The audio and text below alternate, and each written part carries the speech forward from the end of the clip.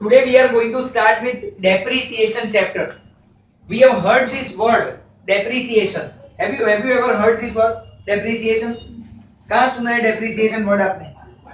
Final account chapter के अंदर. And overall depreciation का मीनिंग क्या निकलता है?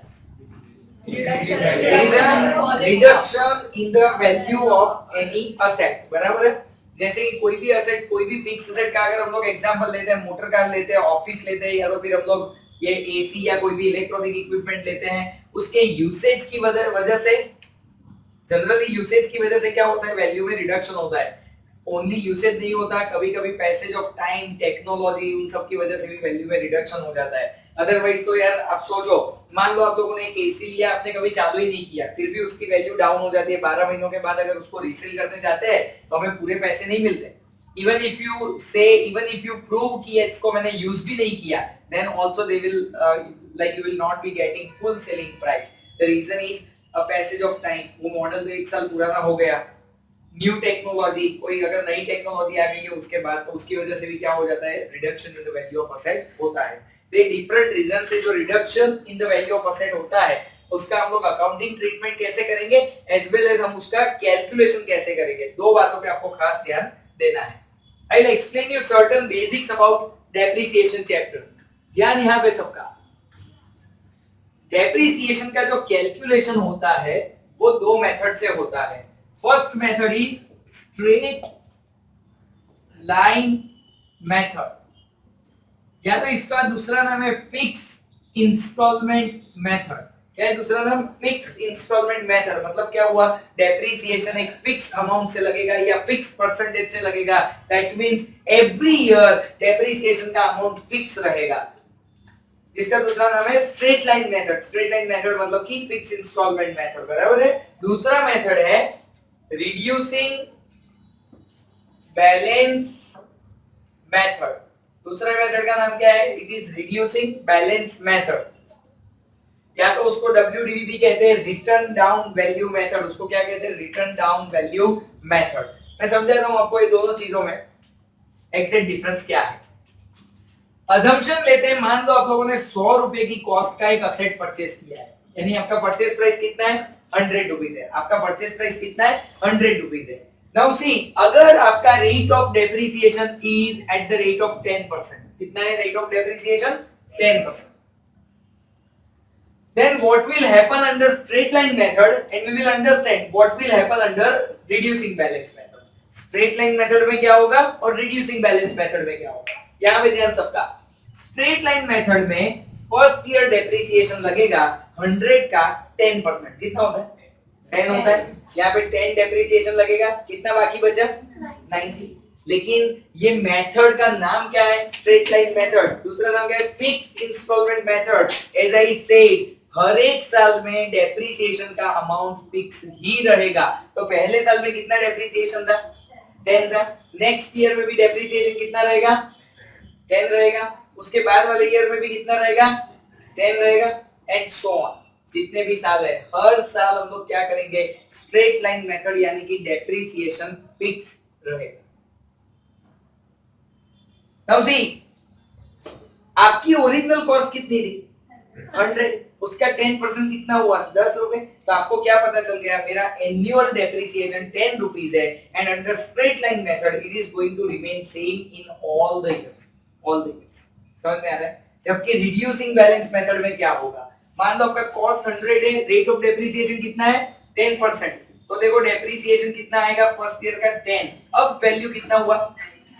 90. इसे कहते हैं return down value. That means what? Original cost में से हम लोगों ने डेप्री कट किया, तो जो मिलता है उसको बोलते हैं return down value.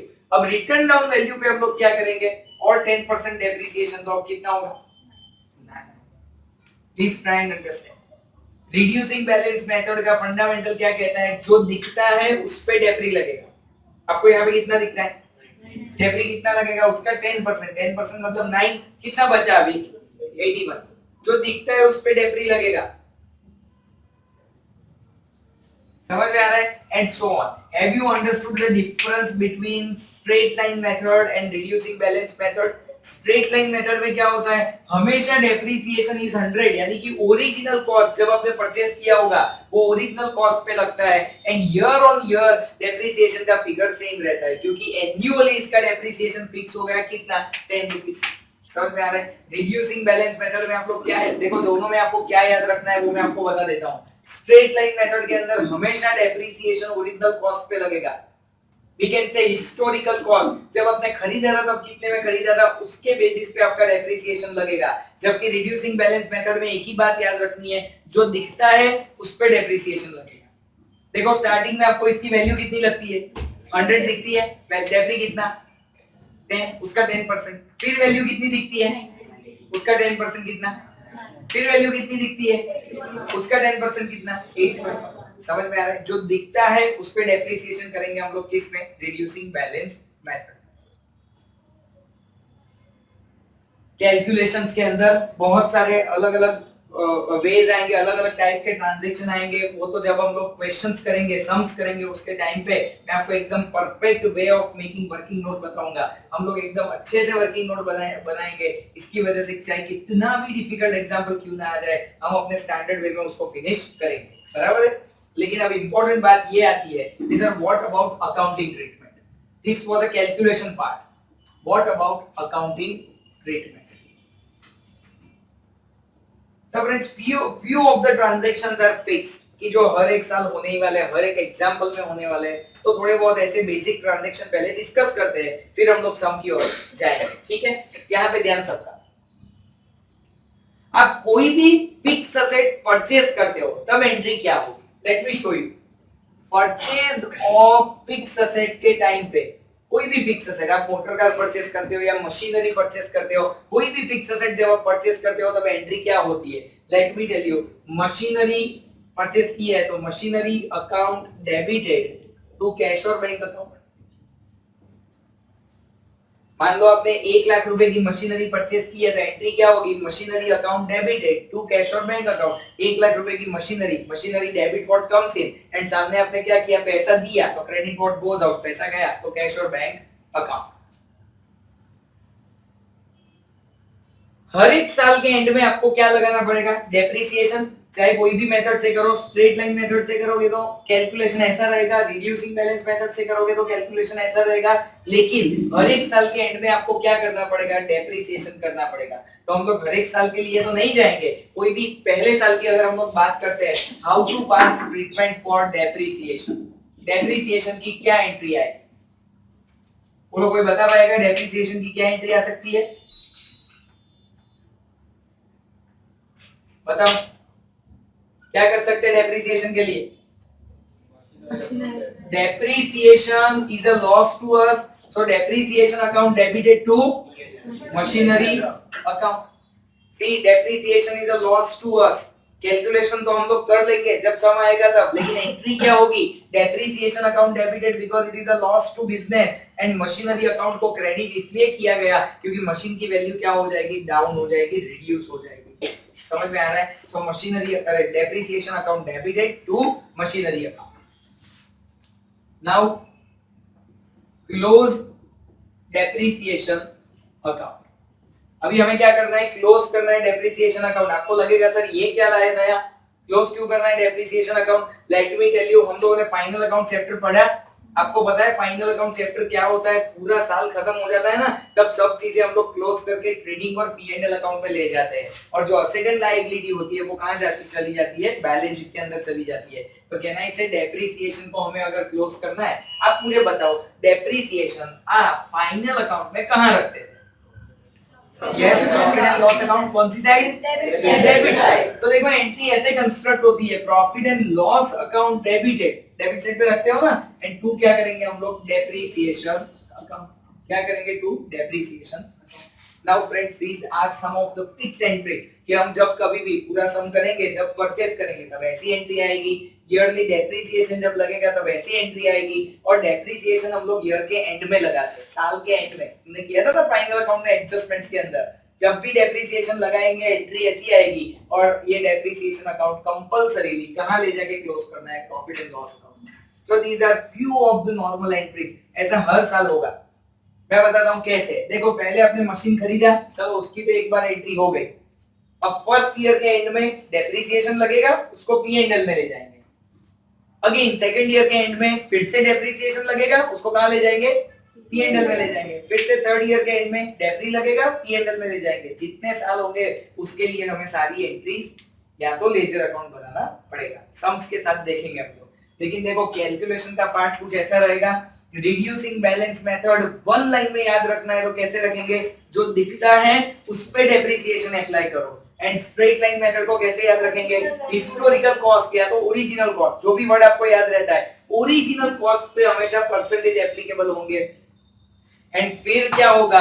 Every year amount of depreciation will remain fix. Every year amount of depreciation will remain fix. समझ में आ रहा है? For straight line method, there is one more formula. एक बार मैं लिख देता हूं, फिर हम सम के साथ अंडरस्टैंडिंग लेंगे इसकी। Depreciation D is equal to C minus S upon N. मैं बताता हूं D क्या है। D is a depreciation, C is cost of asset, S is scrap value. Scrap value मतलब क्या हुआ? वेस्ट में जो वैल्यू आता है उसका। And N means number of years, उसकी जो लाइफ होती है ना, नंबर ऑफ इयर्स। क्योंकि हर बार आपको लगेगा सर ये फॉर्मूला क्यों यूज करना पड़ता है, लेट मी टेल यू, हर बार परसेंटेज के टर्म्स में डेप्रिसिएशन हो ऐसा जरूरी नहीं। अगर आप मुझे आके ऐसा कहते हो कि सर मैंने, ध्यान से सुनना मेरा एग्जांपल, सर मैंने 11 लाख की एक कार परचेस की है। I said fine. आपने बताया सर मैं इसको 10 साल यूज करने वाला हूं, आराम से 10 साल चलेगी। I said that is also fine. कितने की कार थी? कितने साल यूज करने वाले हो? 10 इयर्स। फिर आपने बोला sir there is a scrap value. Scrap का मतलब क्या हुआ? सर अब 10 साल यूज करूंगा तो बहुत पुरानी हो जाएगी, पर सर चाहे कितनी भी पुरानी हो जाए मैं 1 लाख में तो इसको सेल कर ही दूंगा। That is called scrap value, और we can say residual value. 10 साल के बाद जो लास्ट में वैल्यू बचता है कुछ तो आएगा ना उसका। स्क्रैप का मतलब आप जानते हो ना, भंगा। ठीक है, even if you are scrapping the item तो भी आपको कितना मिलेगा? 1 लाख रुपीस मिलेगा। ओके, तो मैंने सोच के आपको क्या बताया पता है? आपने कितने रुपए का आज इन्वेस्टमेंट किया? 11 लाख का इन्वेस्टमेंट आज हुआ। आपका आउटफ्लो कितना हुआ? 11 लाख का हुआ। 10 साल के बाद कितने पैसे वापस मिलने वाले? तो नेट आउटफ्लो कितना हुआ? 10 लाख। और ये नेट 10 लाख का आउटफ्लो आपको कितने साल तक हेल्प करने वाला है? 10 साल तक। तो कहना है every year you should write off 1 lakh 1 lakh 1 lakh as depreciation. पता चल रहा है? इसको जनरली फॉर्मूला के like a formula we are seeing this, but it is actually a concept. It is not a formula to be mugged up. बराबर है? क्योंकि ये तो सिंपल सी बात है कि cost minus scrap value divided by क्या करेंगे? number of years. Is it fine with everyone? So this will be this explanation will be little helpful in making calculations, and this will be used for passing journal entries and doing accounting treatment. बराबर है? जब कभी भी accounting treatment करनी होगी हम लोग इसके हेल्प से करेंगे। These are the main transactions. और भी चीजें आएगी, सम्स के साथ मैं आपको सब कुछ एक्सप्लेन करूंगा। ठीक है, प्लीज राइट दिस डाउन।